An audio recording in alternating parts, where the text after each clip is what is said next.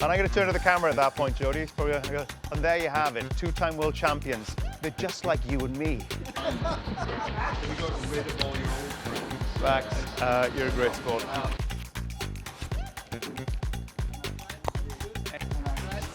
Hey, Max. Great to see you, man. Right. Yeah, top notch. Yeah, it's Britain. Anything could happen. And action. And how did you get here today? Taxi from the airport? Yeah, there it is. we're not doing that anymore. Oh my God. We had fun, didn't we? That was horrible. At the time. Now it's good. Now you can laugh about it. I really thought I was going to die. I got blown up or something.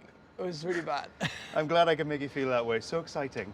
Well, you know what?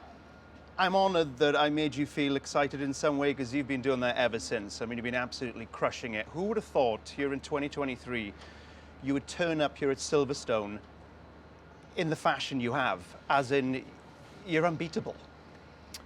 I wouldn't have expected that. I think after last year, we thought, we have a great race car, but it's going to be very tight. I think we all surprised ourselves with the pace we had from the start. But then still, we had, of course, a very quick car, but to be able to do what we did as a team, to win all the races so far. 11 in a row. Close to that. Isn't it 10? I think is it's it 11. 10 in a row? I saw a fact earlier 11. Have I got that wrong? Or 10, I don't know, hey, whatever. It's a lot of races in a row, so it's great, but now it's all about keeping, that momentum going, and also the development rate, of course, starts to kick in now. A lot of teams are bringing a lot of big upgrades. We will too, but not here. But yeah, honestly, it's been an incredible start to the season. It's just phenomenal, and people are losing their minds. Obviously, the Dutchies in euphoria, but a lot of the fans are just so frustrated.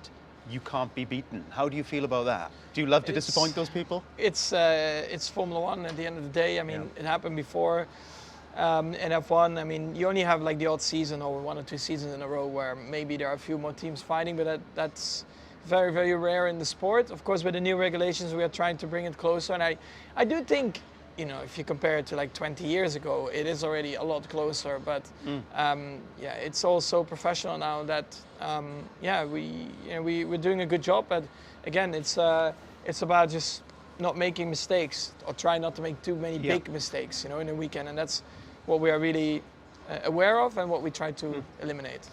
I think it's worth mentioning that you showed a lot of patience to get to this point. I mean, you basically drove for 7 seasons before you had the car that could give you a world title. It feels like the patience it's well deserved, this success. It's paying off now, yeah. So I mean, I'm of course very happy in the situation I'm in, but also the whole team. They of course we all had a bit of a rough time. I mean they had 4 years of great success with Seb, and then we're going, I guess, a bit through like a rough patch, but we never gave up and we kept on pushing to try and be back on top. And we are, of course, on top at the moment, but now we want to, of course, stay there because we know how it feels when you're not on top.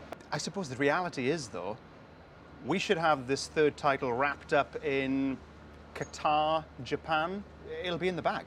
Yeah, I don't like to think about it too much. I knew you were going to say that. But I want to win more. I don't want to make it dependent on these kind of like, think about where we can win it. I first want to win a lot more until we get to the point where it is possible. Okay.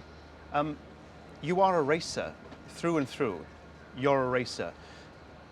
When you're finishing, say, 20 seconds ahead of your nearest rival, that's not technically racing. My worry is that you're going to get bored. No, it's the opposite. I think I would get bored if I don't see the opportunity to fight for a win. For me now, actually fighting at the top, I'm really very motivated. I mean, I love what I'm doing, but also the challenge of actually wanting more, trying to stay on top, trying to actually make the gap even bigger. That's probably my motivation now, Okay. So, for me, it's definitely not boring. That's good to hear. Because I was thinking, in Austria, when you pitted in the closing moments of the Grand Prix, that was just you spicing things up, yes? Because I feel that was just you going, let's have a bit of fun. As soon as the pit crew said, Max, don't come in, it's not worth the risk, I knew, he's going to come in. Definitely. I was going to try to go for the fast lap anyway, even if it was on the old tires or not. But I think the team also understood that, it was a safer bet, probably trying to go for the fastest lap on fresher tires than on the old ones. And yeah, sometimes, you know, no risk, no fun. So, you know, you need to spice it up a bit. I mean, that's also, I think, how a bit of a motto like Dietrich used to have and use, you know, no risk, no fun. So we implemented that as well. I mean, that's a world champion mentality right there. You said you won't stick around to break records. You're here for a good time, not a long time. Here's one I'll put out there. By the end of the season, you could be third on the all-time Grand Prix winners list, leapfrogging Seb. It's crazy. Do you care? Not necessarily, but I mean, of course, it's a great achievement, and of course, I'm already very proud where I am now.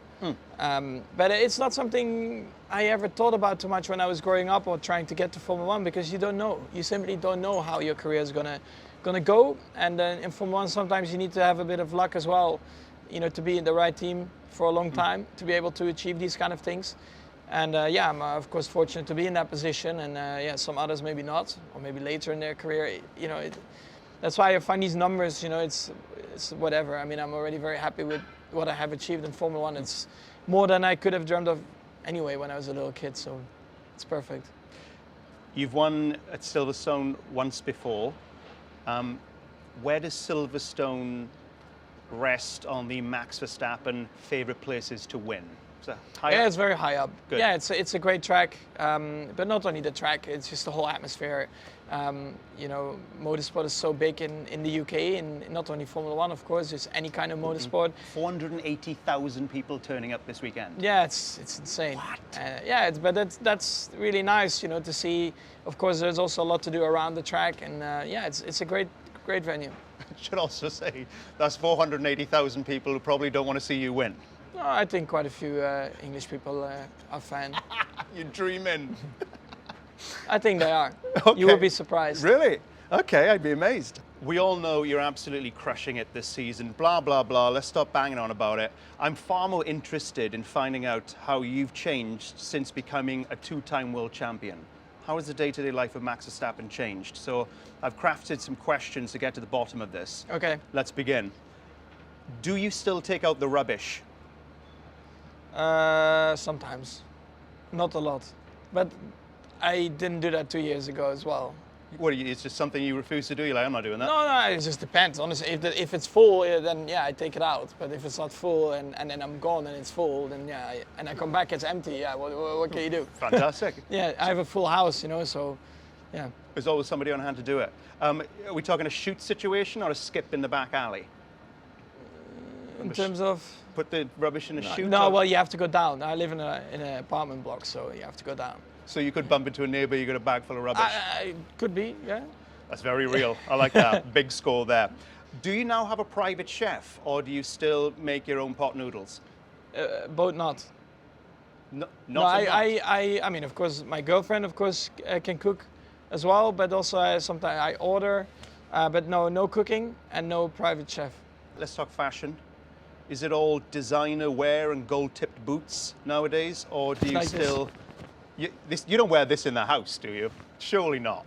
Well, I mean, jeans and trainers. You don't have a... Honestly, I'm really not that interested in fashion. I mean, maybe it comes later, but for me, it's not who I am. I just like to walk around in pretty chill clothing. Like a tracksuit with a ketchup stain on it? Easygoing t-shirt. I don't care. Like I'm not interested to look in the mirror. I'm like, oh, this looks amazing. You know, this is like really, really cool.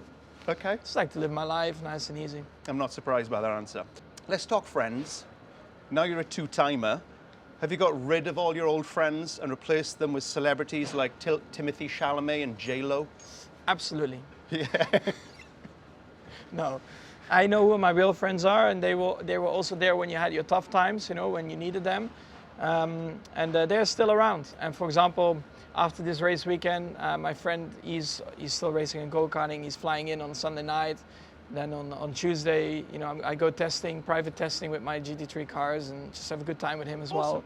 Yeah, try to combine the time a bit, you know, because he's very busy, I'm very busy, but yeah, just try to bring everyone together here and there where you can. Yeah, so I think I know the answer to this next one. I was going to ask, what about holidays? Magaluf with the boys, or are you more likely to go to some oddball billionaire's private island?